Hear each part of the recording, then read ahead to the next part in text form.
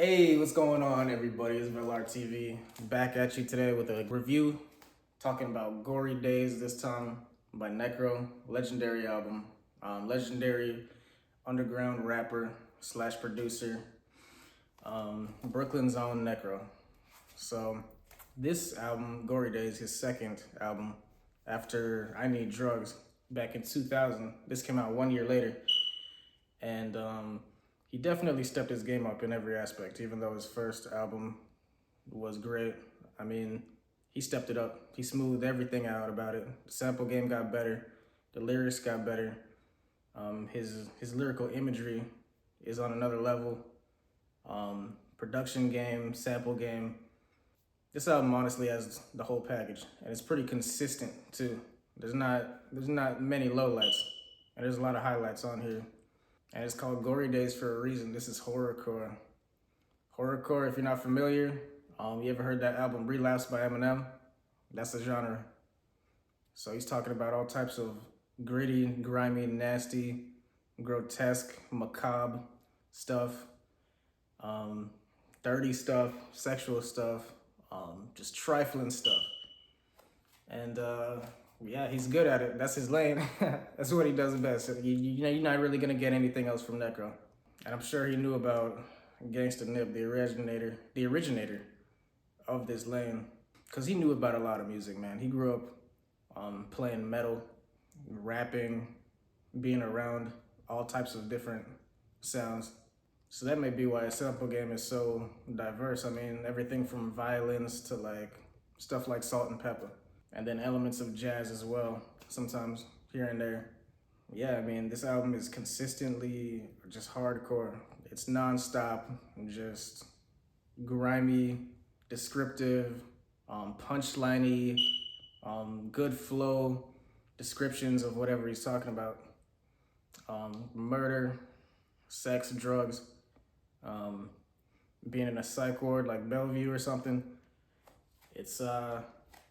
It's really a trip, and it's really a must-listen album. Even if you don't like horrorcore, if you like rap, you like lyrical rap, check this one out.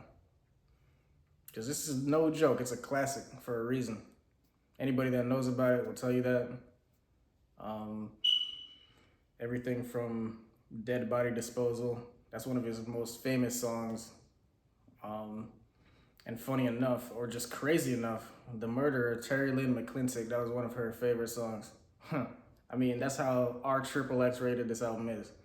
I mean, don't take it seriously. I mean, Eminem even said about Slim Shady years ago in an interview, he said, hey man, I rap all that, but I'm not about that. If you really try to live like that, you're gonna lose your fucking mind.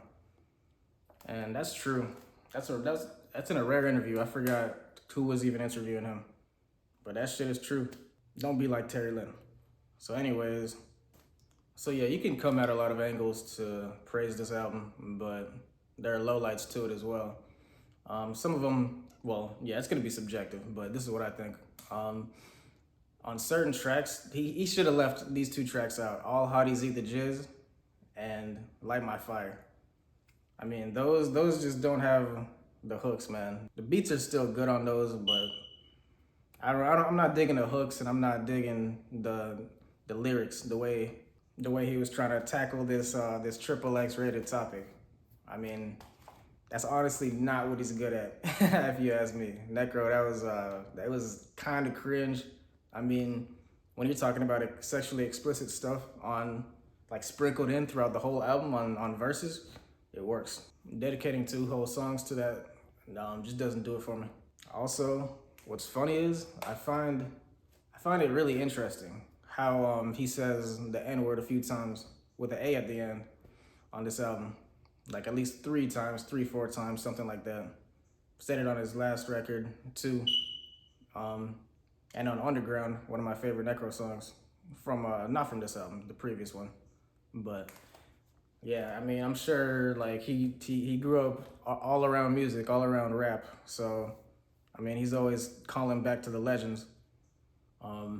But so I mean, if you're hanging out around those people all the time, I mean, I know they didn't let you say that shit. I mean, the first rule of rap, white guys don't say nigga. So It's actually it's a little bit weird. So yeah.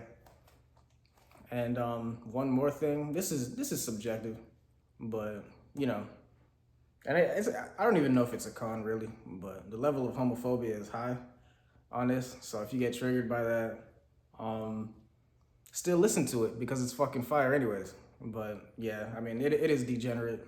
I mean, but hey, that's the name of the game. This is horrorcore. This is Necro. I mean, shit. It's death rap. That's his branding of horrorcore right there. The whole death rap album is good, by the way. That shit's awesome. But yeah, those are some of the lowlights.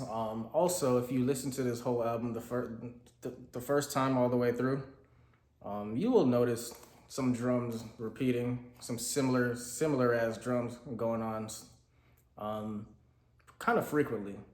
But you know, that honestly gets washed away with it, all the other elements of the instrumental, all the samples, and all the like everything else is diverse on the beats.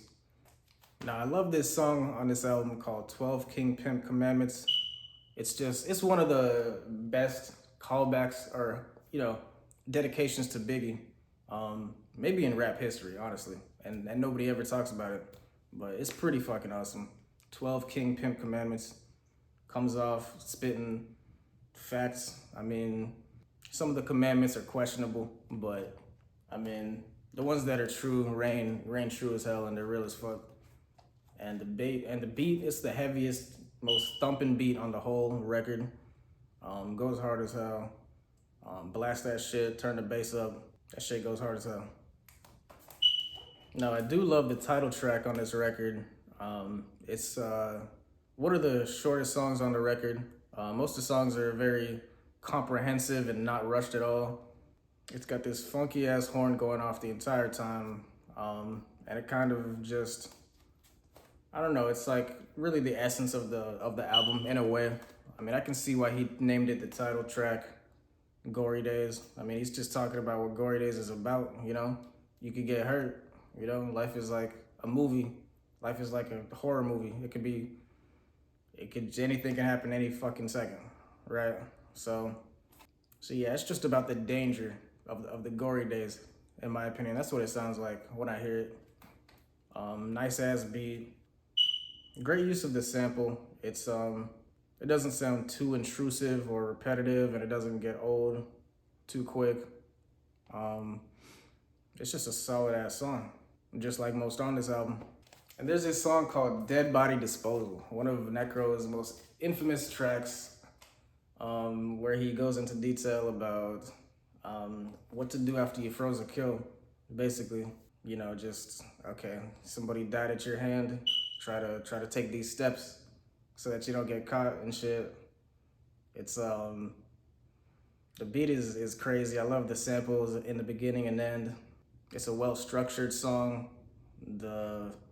The whole narrative of the song flows very well. And yeah, it's just a really nice ass track overall. Now, rarely on this album you'll find more somber sounding vibes on it. One is definitely Poetry in the Streets featuring Ill Bill, Necro's older brother. And it's actually the only song produced by Necro and Ill Bill. The rest of the songs are solely produced by Necro. Yeah, they went ham on this one, man, especially the verses. I mean, they both snapped in my opinion. The hook is pretty good. I didn't like it that much at the start, but I mean, you kind of warm up to it, and it's not bad. Could have been a little bit better though. But the beat, man, the beat on this shit is insane.